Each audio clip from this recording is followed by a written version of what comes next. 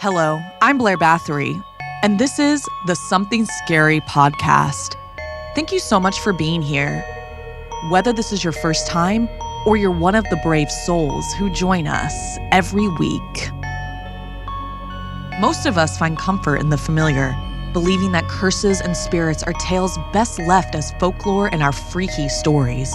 But as daylight fades into night, shadows deepen, and dark whispers grow louder, we must ask ourselves if those old tales have clawed their way back into our world becoming reality. A realm where hexes linger, restless souls stir, and a brush with the supernatural might be waiting for anyone who dares to look. First, beauty that traps more than the eyes, followed by vengeance waits in silence. Finally, in our last story, old houses don't forgive or forget. Before we dive into today's stories, I have something exciting to share with you. Today, we have launched our brand new Something Scary Patreon storyteller experience, and let me tell you, this is so cool. We know how much you love thrilling tales, and now you can dive even deeper into the eerie and mysterious with exclusive perks just for our storyteller fans. By joining this new Patreon tier, you'll unlock access to our monthly film club live stream with me, Blair, where we discuss horror films chosen by you. After each live stream, you'll also get exclusive behind-the-scenes access with a Q&A to answer your burning questions. But that's not all. Storyteller Experience members will also enjoy a 20% discount on Something Scary merch and a chance to collaborate on our spine-chilling stories. Together, we'll create a terrifying tale that might just end up on the podcast. It's our way of saying thank you for being a part of this amazing community and keeping the spooky spirit alive all year round. Don't miss out. Join the Something Scary Storyteller Experience today for even more chills and insider treats. Head to patreon.com/snarled to sign up now. So, want to hear something scary? The Hexed and the Haunted. Sometimes the allure of beauty can blind us to the darkness that lies within, especially when that beauty comes with a deadly curse, based on a real object and written by Sara.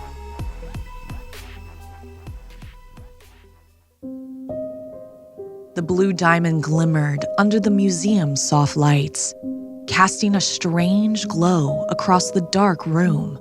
Known as the Hope Diamond, it was beautiful, yes, but notorious too. People came from all over to witness it, but few knew its true history. Stolen from an idol in India, the stone carried an ancient curse. Anyone who possessed it, no matter how briefly, would suffer unimaginable misfortune. Amy Henshaw didn't know or believe much of this. She was an aspiring journalist, bored to tears covering pumpkin patches and bake sales for the local paper. So when her editor sent her to cover the Hope Diamonds exhibit at the Smithsonian, she saw an opportunity, finally, something that might make her a household name. On a crisp November evening, she joined a handful of journalists at the press preview, all corralled by guards who looked just as unimpressed. She found her way to the front and stopped. Transfixed, the diamond was larger than she'd expected, its deep blue so mesmerizing that she almost missed the guard speaking next to her. "You believe in the curse?" he asked, his tone low, as if whispering a secret. Amy laughed it off, but the guard didn't smile. "I've been here 10 years, he said, glancing at the diamond. "Seen people faint, collapse. One guy even lost his mind just looking at it." His voice dropped. "I don't get too close." Intrigued, Amy gathered all the lore she could find, taking notes long after the crowd left and the lights had dimmed. When she was finally alone in the dark, silent hall, she noticed something strange. There was a faint flicker inside the diamond, a shift in the depths, like smoke in a glass bottle. She leaned in, closer than she'd meant to, her breath fogging the glass. It wasn't a trick of the light. or her own reflection. Something inside the diamond was moving. A knock made her jump. A guard was waiting, gesturing for her to leave. She gathered her things, the eerie image still lingering in her mind. The faint, smoky figure in the heart of the diamond, something with eyes. Over the next few days, Amy couldn't shake the feeling that something was following her.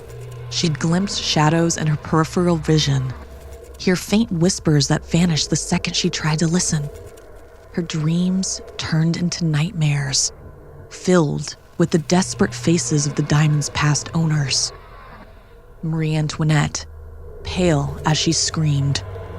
A French merchant, clutching the stone as he lay dying beneath a carriage wheel.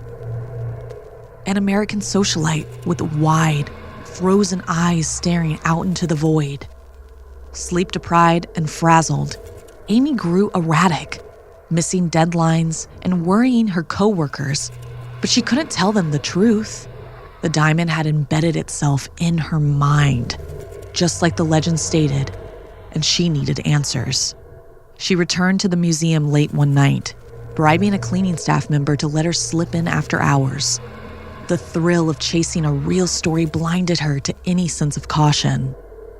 Standing before the darkened display, she felt that same chill, and her heart raced.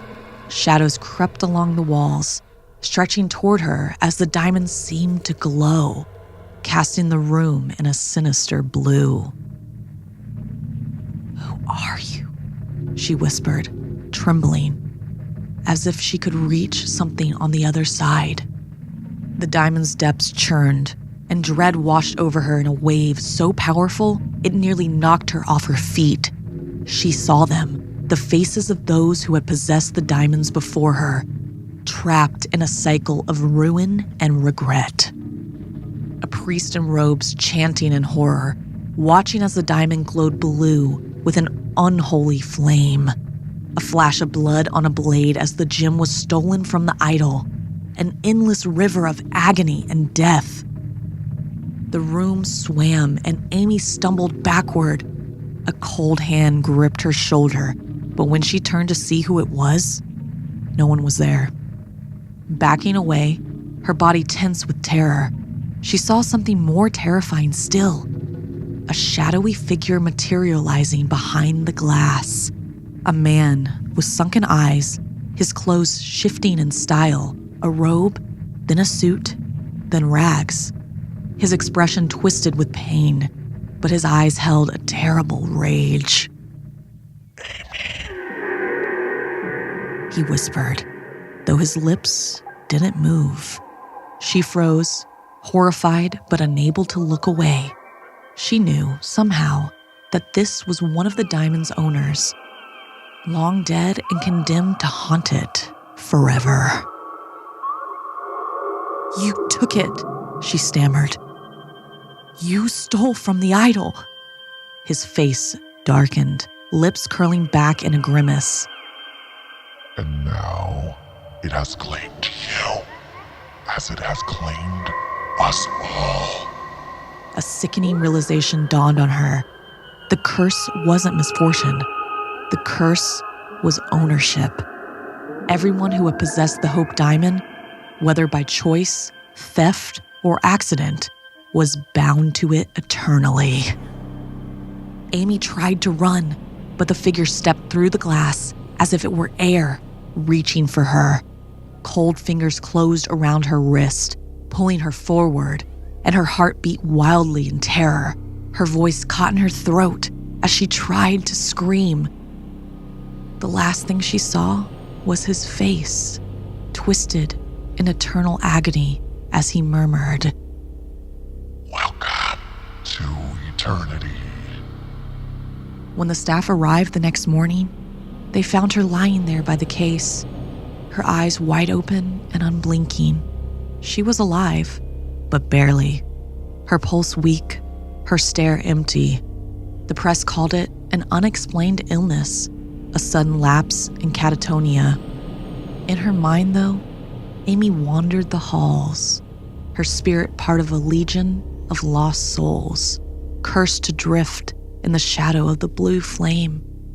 Now, they were bound together in silence, trapped in the cursed depths of the Hope Diamond. Back on display, the diamond gleamed in the museum lights, beautiful and undisturbed. Hiding within it the faintest whispers, a quiet invitation for those bold enough to look too long. Have any of you ever visited the Smithsonian Museum? Have you seen the blue diamond with your own eyes? If so, tell us your experience by sending us an email at somethingscary@snarled.com.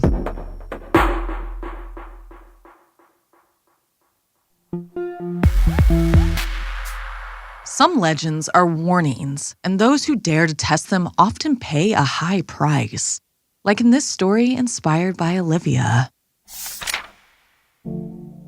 Elisa was 12 when she first heard the legend of Maria's statue. Her grandmother would repeat it often, eyes wide with warning. Never whistle under Maria's statue, Elisa. A curse will follow you if you do. In their quiet town near Manchester, stories like these weren't uncommon, but this one was different.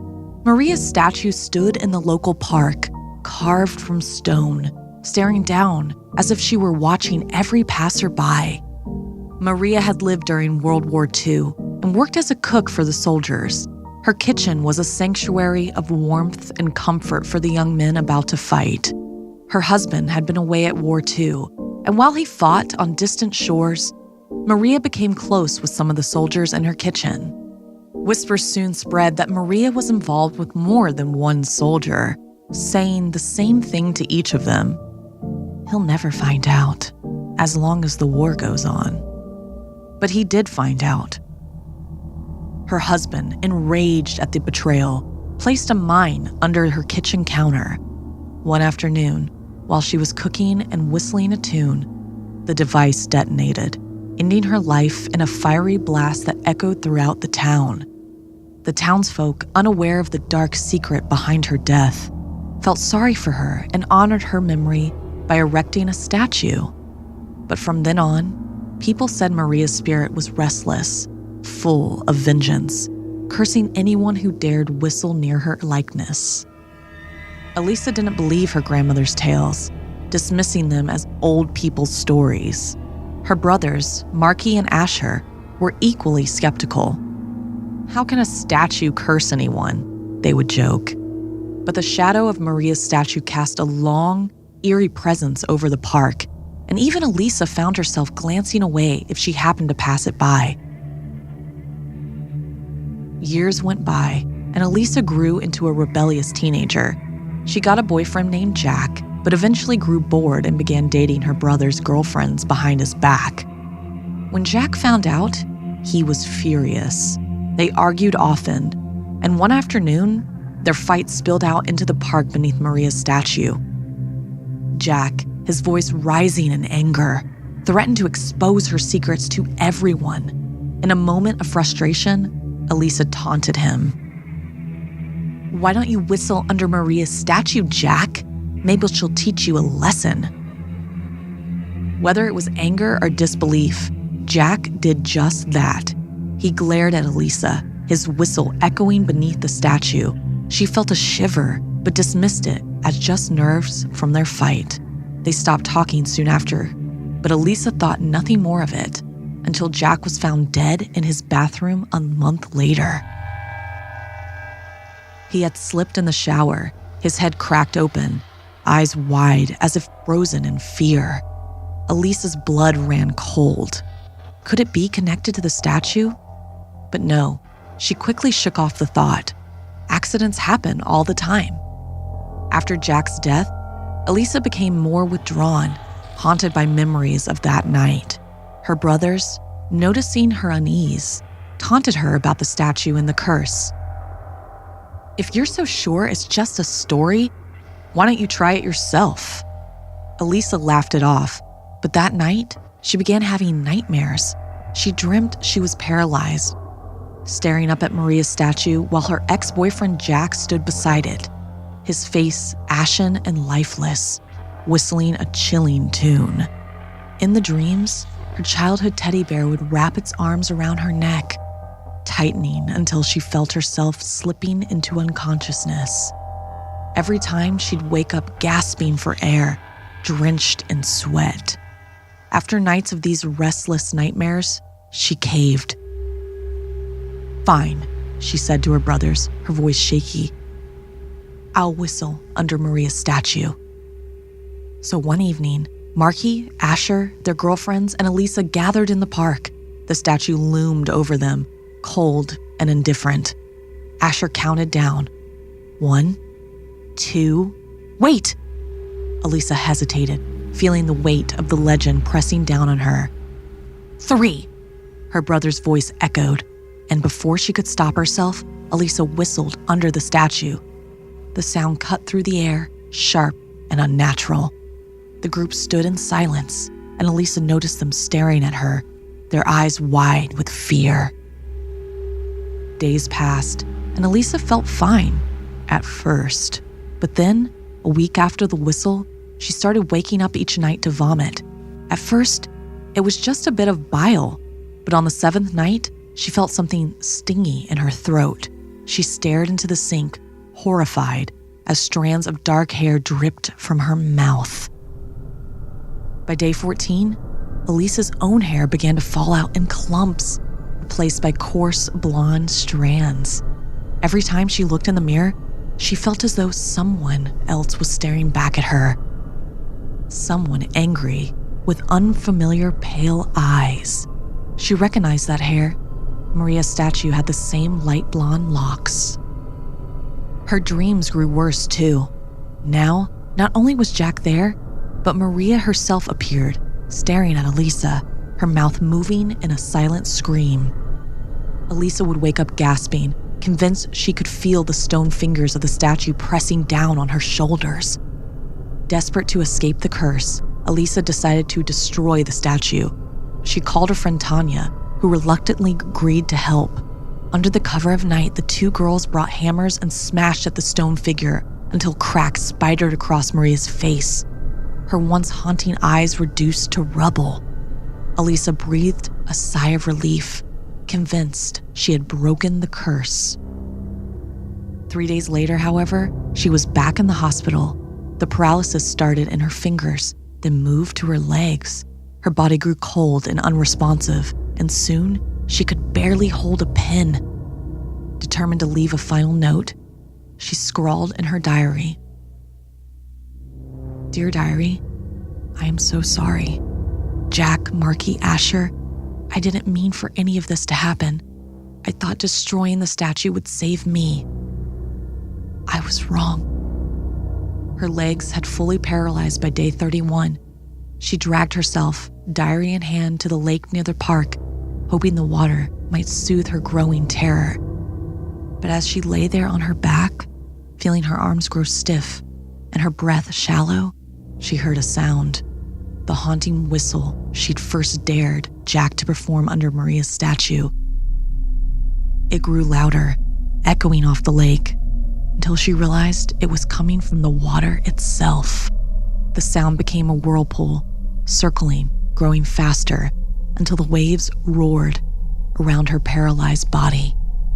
Her breath quickened, but she couldn't move, couldn't scream for help as the churning water crept up her arms and legs, pulling her down. The last thing she saw was Maria's reflection in the water, her mouth stretched in a grin as she finally claimed her prize. When police found Elisa's body, they were baffled. She had drowned in shallow water, arms and legs twisted as though bound by an unseen force. A few weeks later, Tanya, the friend who had helped her destroy the statue, reported strange dreams and nausea. She found herself haunted by the faint sound of whistling, growing louder with each passing night. To this day, the townsfolk say the curse lingers. If you see Maria's statue in the park, don't make the mistake of whistling beneath it, because once you do, Maria's restless spirit will come for you too. Do you believe in curses? Would you risk being cursed forever just to prove a legend wrong?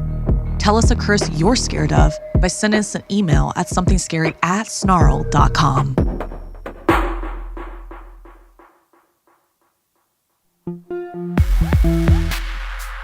Sometimes a place holds onto its secrets, and those who get too close may find it holds on to them. Like in this story inspired by Chad. My mom's aunt owned an old antique house where we lived for a time. Though we eventually moved, my dad and I would still return every day to feed the chickens we kept there. It was routine. We'd just visit every morning at 6 a.m. and again at 4 in the afternoon. My dad loved that old house, calling it a piece of family history. I wasn't so sure about that. The air inside was stale, heavy, and somehow it never felt like it truly belonged to us. The house itself had an unusual design, its long wooden hallways creaking even under light footsteps. The furniture was dark, the wallpaper peeling, and there was a faint scent of something burnt, no matter how many times my dad and I cleaned. Outside, my dad had a small, ramshackle shower next to the chicken coop. After feeding the chickens, he'd sometimes use it to wash up. It was the kind of place where you'd feel eyes on you, even if you were alone. One particular day, while my dad was showering, I remembered something my mom had once told me about her aunt. My mom's aunt had suffered from severe diabetes, and after a time, it caused an infection in her leg that had grown so bad that it had to be amputated. According to my mom, they'd buried her aunt's leg just 3 meters from the house. As I sat outside the house that day, lost in thought, a loud thud broke the silence from somewhere upstairs. I froze, listening, but then relaxed, thinking it must have been a stray cat. But a second thud came, then a third, then a fourth, each one slow and deliberate, like the sound of someone walking. But somehow, it sounded like only one leg was making the noise. My heart raced as I told my dad what I'd heard when he came out of the shower. He brushed it off with a smile, saying it was probably a tuco, a large house lizard known to make strange sounds in the old wooden houses around here. Trying to shrug off my fear, I waited outside while my dad went upstairs to change. I glanced around, my gaze falling on the mahogany tree just beyond the chicken coop. A figure stood there, dark and shadowy, hidden beneath its thick branches. I couldn't make out a face, but I could feel it staring at me. I thought I heard a faint whisper, like the wind hissing through the trees. When I looked again, the figure was gone. I didn't mention it to my dad, not wanting to sound childish. But as we rode back home on his motorcycle, the unease settled in, sinking deeper as we passed familiar spots, the chapel, the gas station. Something felt wrong. I noticed people on the street watching us, shouting, "Don't drive! You might get into an accident!" I clung tighter to my dad, my nerves on edge, but he stayed calm, as if he couldn't hear them. When we were almost home, my dad suddenly braked, his knuckles white as he gripped the handlebars. People rushed over, shouting and trying to pull him off the bike. He was frozen, eyes wide, his fingers locked around the handlebars so tightly they'd gone pale. He wouldn't let go, and I began crying, begging him to snap out of it. Eventually, they managed to pry his hands free and rushed him to the hospital. At the hospital, I sat with my mom as we both anxiously waited for the news. She hugged me tight when the doctor told us he'd had a mild heart attack, but was stable. He'd need rest, but he'd be okay. That night back home, we cried, and I could barely sleep, still haunted by what I'd seen and heard at the house. Weeks passed before my dad returned home. One night, I woke up to find someone standing beside my bed. For a moment, my heart leapt in my throat, but then I recognized him. It was my dad. I hugged him tightly, and soon my mom joined us, laughing and crying at once. He seemed different, though quieter, and when we asked him about the accident, his expression darkened. He remembered driving, he said, and the strange shouting, but the last thing he recalled clearly was seeing a dark figure standing in the middle of the road. He thought it was some trick of the light, but then, just before everything went blank, he felt a sharp blow to his chest, as if someone had thrown a stone at him. After that, things grew even stranger. Every time we visited the house, little accidents happened. Milk spilling, food burning, strange cuts and bruises appearing on our hands. It felt like the place was feeding off of us. My dad grew more and more distant, his gaze often lingering on dark corners, as though something invisible lingered just out of sight. Finally, my mom and I convinced him that it was just time to abandon the house for good. Not long after, while sorting through some old family photos, I came across an image that shook me to my core. It was a faded photograph of my mom's aunt, taken when she was much younger. She was standing by the mahogany tree outside the house, smiling. But behind her, barely visible, was the same shadowy figure I'd seen. I took the photo to my mom, showing her the figure. Her face turned pale. She used to say she was never alone in that house, she whispered, as though afraid the figure might hear her. She explained how her aunt had often complained of a strange presence, of hearing whispers at night and sometimes even footsteps, though no one else was there. That night, as I lay in bed, something drew me out of sleep. From down the hall, I heard a soft, uneven thud, thud, thud. It was the same slow, rhythmic sound of someone or something walking with only one leg. My skin prickled, and then, just barely audible, came a voice, a whisper so close I felt it on my skin. One day, you'll come back. To this day, I can't shake the feeling that the house is still waiting for us, just biding its time. And I wonder, was the house itself cursed? Or is it something older, something drawn to that dark figure beneath the mahogany tree, determined to keep us forever? What would you do if you woke up to find someone you'd lost standing by your bed? Would you believe they were really there?